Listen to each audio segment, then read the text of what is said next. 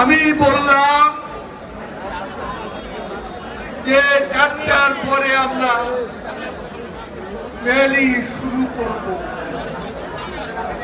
আমি যা ভেবেছিলাম বাস্তবে দেখছি ভিন্ন এক দৃশ্য। সারা ঢাকা শহর বেলা 2টার পর থেকে মিছিলে মিছিলে ঢল নেমেছে। বাংলাদেশের রাজধানী ঢাকা,